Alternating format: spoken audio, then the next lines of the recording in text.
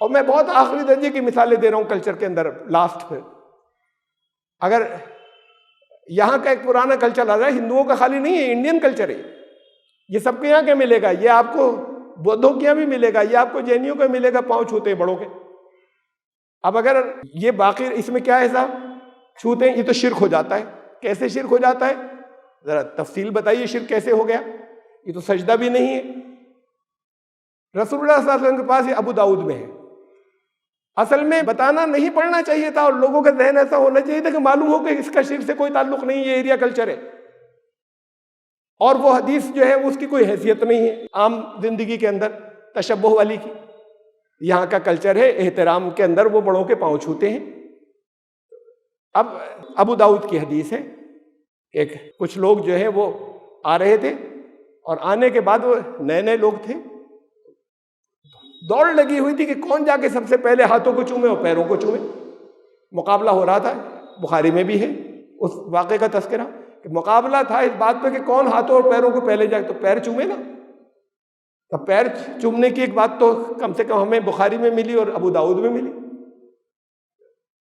اور حضرت عبداللہ ابن مسعود حج کے دوران، یہ وہ لوگ جو حدیثوں کے معاملے میں بہت زیادہ احتیاط کا دعویٰ کرتے ہیں کہ ہم تو کوئی ضعیف بھی نہیں لیتے، کوئی ایسے نہیں لیتے. میں ان کی کتاب سے میں بتا رہا ہوں کہ انہوں نے ریفرنس دیا ہوا ہے فقہ و سنہ کے اندر کہ وہ حج کر رہے تھے تو ان کی ایک چوٹیا تھی حضرت عبداللہ ابن مسعود کی، باقی سر منڈا ہوا تھا، ایک چوٹیا تھی پیچھے نظر آ رہی تھی. میں آپ سے نہیں کہہ رہا کہ آپ یہ سب کریں، لیکن یہ چیزیں ہمیں جگہ جگہ کچھ ایسی جھلک اللہ نے چھوڑی ہے اصل میں تو ہمارے ریکارڈ کے لیے کہ مل رہی ہے کہ ہم یہ بتا سکیں کہ اگر کسی نے کیا، فرض کیجئے کہ یہ نہیں ملتی اور کسی نے کیا تو کہا کہ یہ تو بالکل ہندو ہو گئے. بھئی آپ نماز پڑھتے ہیں، آپ بہت سارے آداب کرتے ہیں، آپ دین پہ ذرا سا بھی کوئی کمپرومائز نہیں کرتے، آپ کا اخلاق سارا وہی ہے، آپ کوئی بے حیائی کا کام نہیں کرتے. اگر سر مڈا ہوا ہے اور آپ کی کوئی چٹیا کسی کی ہے، یہ ہندو کیسے ہو گئے؟ نہیں آئے گی سمجھ میں. اگر میں یہ کہوں گا نا کسی کی سمجھ میں نہیں آئے گی. پھر وہ دکھاؤں اگر حدیث، تب بھی یقین نہیں آتا کہ صاحب ہم دیکھیں گے ذرا، ایسے تو نہیں مان سکتے. پھر دیکھا تو چپ. اس لیے یہ بھی دکھا کہ انہوں نے بھی کر لیا، حالانکہ اس کے علاوہ آپ کوئی دلیل نہیں لا سکتے. انہوں نے بھی قدم بوسی کی. ایسے جو صحابہ جو آتے تھے قدم، پھر تبرکات کے لیے تو بہت کچھ کرتے تھے، پسینہ اکٹھا کر لیتے تھے، ان کے چیزیں اپنے برکت کے لیے رکھتے تھے. رسول اللہ صلی اللہ علیہ وسلم کی اس نے کرتا مانگا حضور صلی اللہ علیہ وسلم کا کہ کرتے سے کیا مطلب، اعمال ہی تو دیکھے جائیں گے نا. عبداللہ بن ابی منافقین کا سردار تھا. قرآن نے کہا کہ 70 مرتبہ بھی معافی مانگو گے ان کے لیے. حضور سے کہا منافقوں کے لیے 70 مرتبہ مغفرت طلب کرو گے، معاف نہیں کریں گے. فرمایا کہ صحابہ سے کہا کہ اگر میں یہ سمجھتا، اس کا مفہوم سمجھ رہا ہوں کہ نہیں معافی ہوگی، لیکن اگر میں یہ سمجھتا کہ اس کا مطلب یہ ہے کہ 70 سے زیادہ دفعہ مانگو تو میں 70 سے زیادہ دفعہ مانگتا. نماز جنازہ پڑھائی.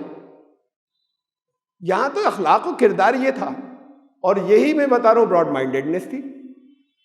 جتنا آپ اپنے کو الگ سب سے ہٹ کر ایک اسلام کے نام پر کلچر ان چیزوں کا بنائیں گے جو نظر آتی ہیں، ان چیزوں کو اگر کلچر بنائیں گے تو پھر پریشانی کے اندر پھنسیں گے. ظاہر بات ہے کہ جیسے وہاں تعصبات ہوتے ہیں، ہندو میں تعصبات ہوتے ہیں ایریا کے اندر، وہ آپ کو یہاں پہ بھی اسلام کہتا ہے کہ یہ تعصبات سے کوئی مطلب نہیں، ان کو اپنے کلچر پہ رہنے تو دین لے لیں، تو اور آگے چلو اور آگے چلو، ان باتوں کو مان لیں، سن لیں.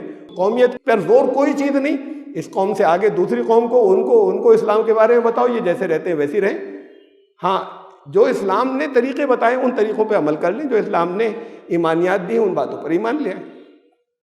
تو یہ ہم نے بالکل مس پلیس کر دیا، اور اس کے بہت نقصانات ہیں، اور وہ نقصانات بہت سی اور چیزوں کے ہمارے کچھ اور غلط فیصلوں کے ساتھ مل کر، اصل تو زیادہ بڑے فیصلے ہیں، لیکن اگر یہ چیزیں نہیں ہوتی تو پھر اتنے برے حالات نہیں ہوتے. ہمیں سمجھنا ہوگا، ریکنسیڈر کرنا ہوگا کہ اگر ہم کچھ اچھی چھاپ چھوڑنا چاہتے ہیں، دین کی اچھی چھاپ چھوڑنا چاہتے ہیں، تو دین نے جو کچھ کہا ہے وہ تو کرے. ایکسٹرا چیزوں کو ہم دین کی پہچان یا علامت نہیں بنائے. وہ ایکسٹرا چیزوں کو دین کی پہچان علامت بنایا ہوا ہے، اور کہتے ہیں ہم بدعت نہیں کرتے، ہم پکے سنت کے اوپر ہیں.